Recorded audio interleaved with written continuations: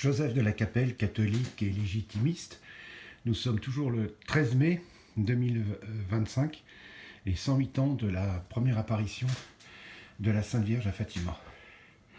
Donc Notre-Dame de l'Annonciation, priez pour nous. Vous pouvez me joindre au 06 25 85 92 37. Aujourd'hui, je crois que ça commence à la députation, le travail sur la loi sur l'euthanasie. Donc on prie beaucoup pour tous les députés qui sont contre cette loi.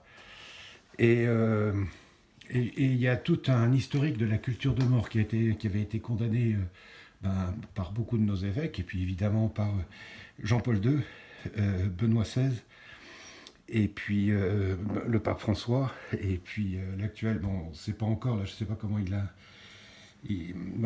voilà, enfin bref. Donc c'est la culture de mort. Et donc, si par malheur cette loi devait passer, en France, ce serait un massacre, parce que je crois qu'on est un des pays qui est le plus dépressif au monde. Donc, si les dépressifs ont envie de se faire suicider, ben voilà. Et donc, parce que la République est dépressive, hein, c'est-à-dire que la République supprime les corps intermédiaires entre le citoyen et l'État. Et donc, en France, on devrait être obligatoirement pas syndiqué, mais faire partie de nos corporations. Ils ont détruit la famille, donc la famille, c'est le plus important, la famille, le village, etc. Et puis, tous les corps intermédiaires, aussi la région, le canton, etc. Autrefois, ça s'appelait les baronnies, etc.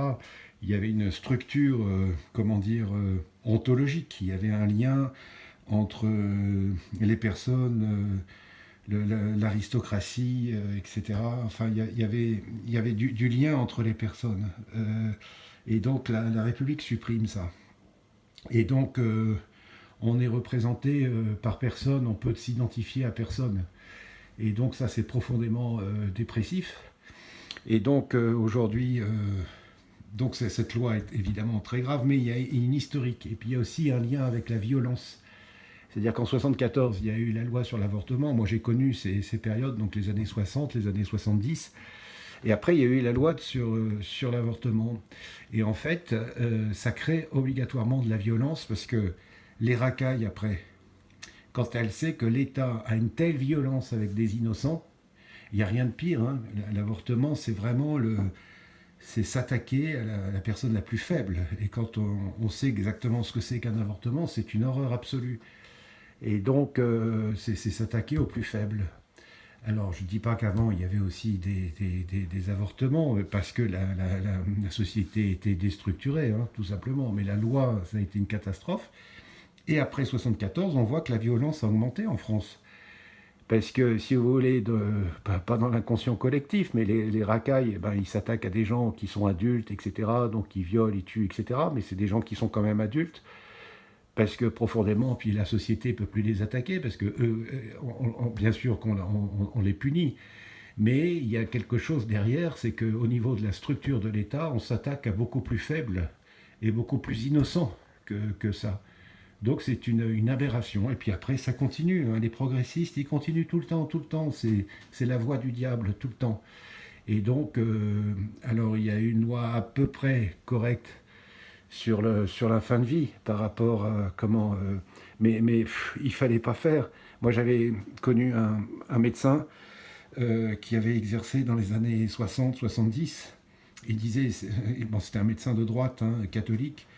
Et il avait toujours ses doses avec lui. Quand il arrivait chez quelqu'un et que la personne était vraiment en bout de course et qu'elle souffrait beaucoup et tout ça, il faisait ce qu'il y avait à faire. Mais il dit, c'était en conscience devant Dieu, mais il faut surtout pas faire de loi par rapport à ça.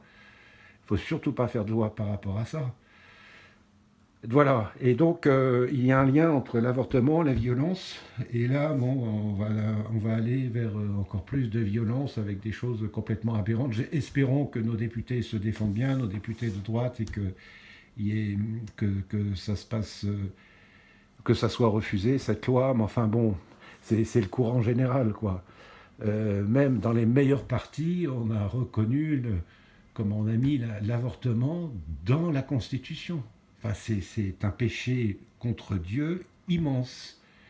Donc, voilà. Enfin, voilà ce qu'on peut dire sur cette loi sur l'euthanasie. Donc évidemment, moi je suis archi contre. Les lois sur les soins palliatifs étaient pas trop mal, mais fallait rien ajouter. Enfin voilà, mais je veux dire, même la loi sur les soins palliatifs, ça devrait être, comment dire, en conscience devant Dieu. Vous voyez, quand on arrive en bout de course, évidemment, quand il y a de la souffrance, etc., c'est évident qu'à un moment, il y a une dose qui est un peu, voilà, qui amène la mort, quoi. Voilà, mais ça devrait être en conscience devant Dieu, le médecin, et puis voilà, les médecins devraient être formés à ça, mais il ne devrait même pas y avoir de loi sur les soins palliatifs. Ces gens-là ont toujours besoin de lois, de choses comme ça, parce qu'il n'y a plus de loi naturelle, il n'y a plus de, voilà, il y a plus de reconnaissance de ce qui est, simplement de ce qui est naturel, quoi. Voilà mon point de vue, j'ai probablement tort, mais je voulais quand même faire une vidéo là, parce que là c'est quand même très chaud, et je m'excuse de ne pas avoir fait quoi que ce soit. Voilà le point de vue du parti légitimiste Joseph de la Capelle.